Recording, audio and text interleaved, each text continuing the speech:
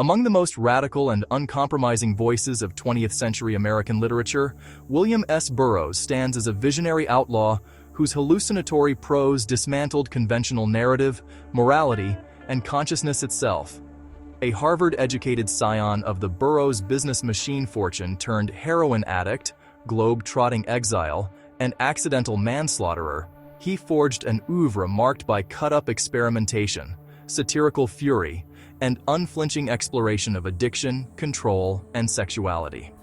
His influential works include the autobiographical Junkie, the dreamlike The Soft Machine and the Ticket That Exploded, and the sprawling Nova trilogy.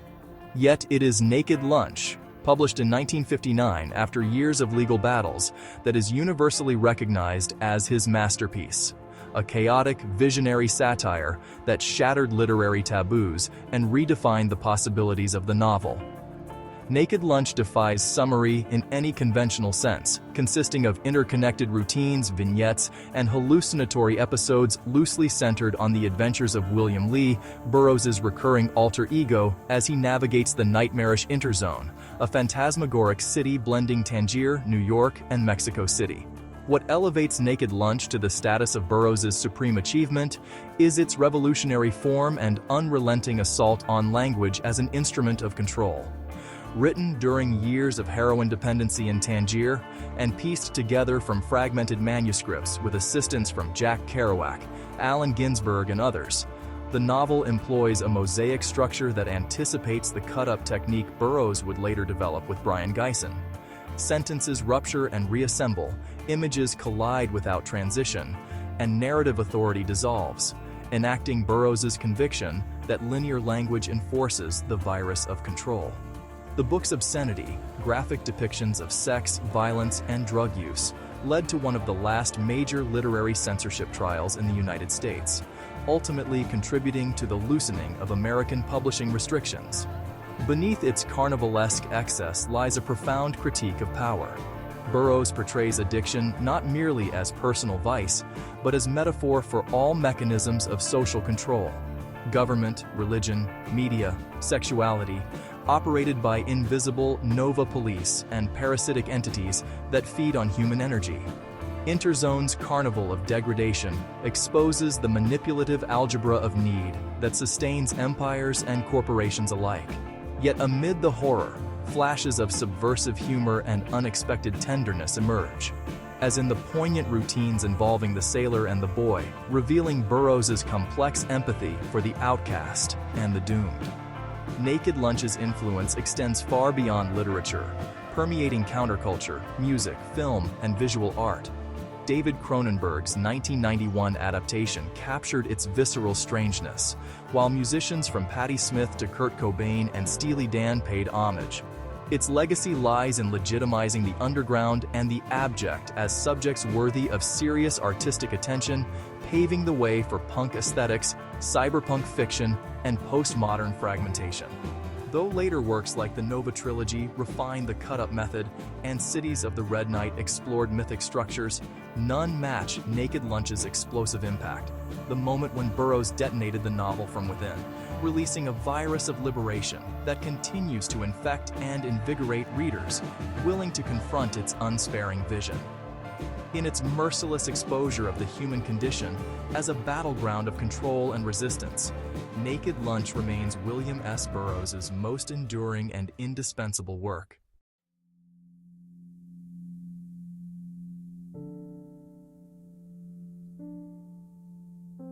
William S. Burroughs, a towering figure in 20th century literature, is often characterized as a pioneer of the Beat generation and an innovator of narrative form. Born on February 5, 1914, in a well-to-do family in St. Louis, Missouri, Burroughs' early life bore the marks of privilege, but also the hallmarks of an outsider. His contributions to literature extend far beyond mere storytelling. They encompass explorations of addiction, sexuality, and the fabric of reality itself. This essay elucidates his complex life, his groundbreaking works, and the enduring impact of his literary techniques, particularly the cut-up technique, which challenge conventional narrative structures. Burroughs was born into a family that valued achievement. His father, a successful businessman, and his mother, a concert pianist, imbued him with a sense of potential. However, Burroughs struggled with his identity from an early age, often feeling estranged from his peers. His education took him to Harvard University, where he studied English and the sciences, but it was here that he began to grapple with his burgeoning identity as a writer, as well as his burgeoning sexuality.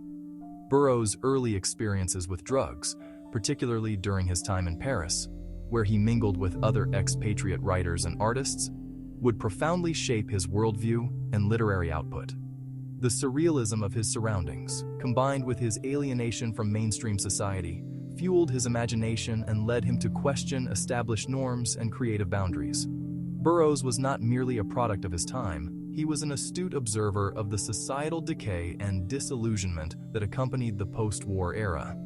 Burroughs' career began in earnest with the publication of Junkie in 1953, a semi-autobiographical work that detailed his experiences with drug addiction. This book starkly portrayed the struggles and disillusionment endemic to addiction. Unlike the romanticized depictions often seen in literature, Burroughs presented a raw and unflinching view that exposed the cruel realities of life on the fringes. It is no wonder that Junkie became a significant text in understanding addiction and the human condition.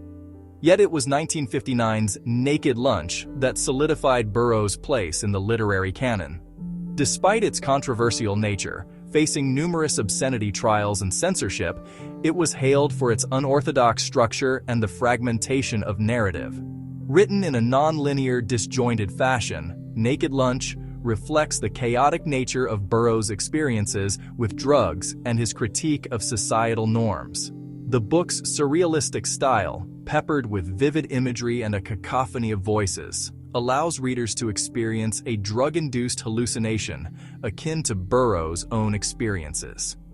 This narrative style challenged literary conventions and opened doors for future writers to deconstruct traditional narrative forms.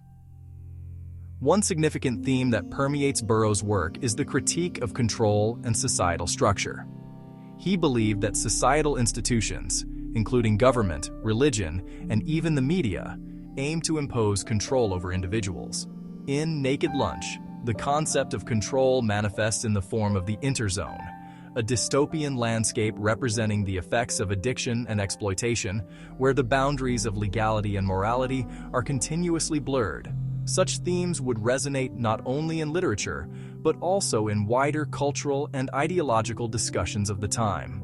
One of Burroughs' most significant contributions to literature was his invention of the cut-up technique, a method that involves taking written text and physically cutting it into pieces to rearrange it into new forms. This radical approach can be seen as a metaphor for the disintegration of meaning in the postmodern world. Similar to the collage technique used in visual art, Burroughs' cut-up method creates a sense of disjunction and contradiction, mirroring the chaos of contemporary life. The technique came to prominence in the mid-1950s and played a role in landmarks such as The Ticket That Exploded, 1962, and the Nova Trilogy. Instead of adhering to linear storytelling, Burroughs allowed words and phrases to collide and generate new meanings, challenging the reader's interpretation of narrative and consciousness. In the cut-up, familiar phrases are stripped of their context, leading to striking combinations that provoke thought and confrontation, reflecting Burroughs' belief that language can shape reality. Burroughs also perceived language as a virus, a contagion that could manipulate thoughts and perceptions. This idea is pivotal in understanding his philosophical outlook on existence. By disrupting conventional language, he aimed to liberate creativity from the constraints of structured thought. His radical experimentation encouraged a generation of writers and artists to reconsider the nature of art, literature, and reality itself. Burroughs' explorations have transcended literary boundaries, influencing a multitude of fields, including music, visual art, and film. His works have inspired musicians like David Bowie and Patti Smith, both of whom drew on his themes of alienation and redefinition of self in a chaotic world. The striking imagery and innovative narrative styles he employed continue to resonate within the realms of hip-hop and alternative rock, illustrating Burroughs' far-reaching impact on popular culture. Visual artists have also taken cues from Burroughs' radical techniques. The cut-up method found its way into the works of artists such as Brian Gysin, who collaborated with Burroughs, utilizing similar practices in their visual art to challenge viewer perceptions and norms. The intersection of literature and visual art highlights Burroughs' legacy as a multidisciplinary innovator, blurring the lines between art forms and encouraging collaboration that defies categorical boundaries.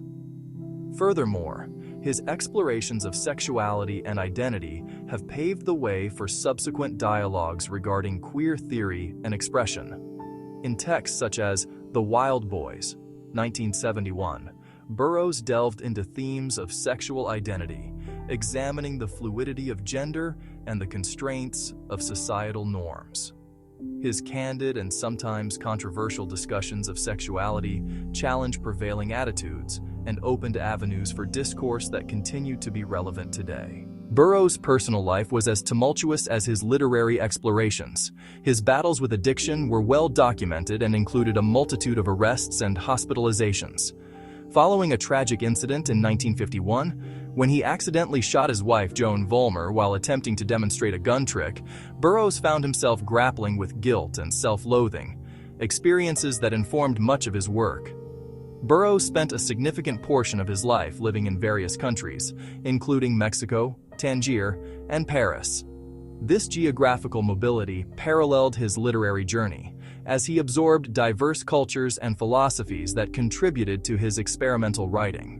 In his later years, Burroughs continued to write, engaging with new technologies and the possibilities of digital media. He remained a provocative figure in literary circles until his death on August 2, 1997, leaving behind a complex legacy marked by both brilliance and controversy. William S. Burroughs was not merely a writer, he was a visionary who challenged and reshaped the landscape of literature. His life and work reflect deep-seated questions about the human condition, society, and the very nature of reality. By employing radical narrative techniques and addressing provocative themes such as addiction, control, and sexuality, Burroughs has left an indelible mark on literature that continues to inspire and challenge new generations of writers, artists, and thinkers. In the rapidly changing world of the 21st century, Burroughs' work remains pertinent. The fragmentation of narrative and the exploration of identity in an increasingly complex society resonate with contemporary readers. As we navigate our own realities, Burroughs' challenge to conventional paradigms prompts us to question the world around us and inspires us to find meaning amid chaos. His legacy endures, inviting us to engage with art, language, and life in unconventional ways, forging paths into the unknown territories of the human experience.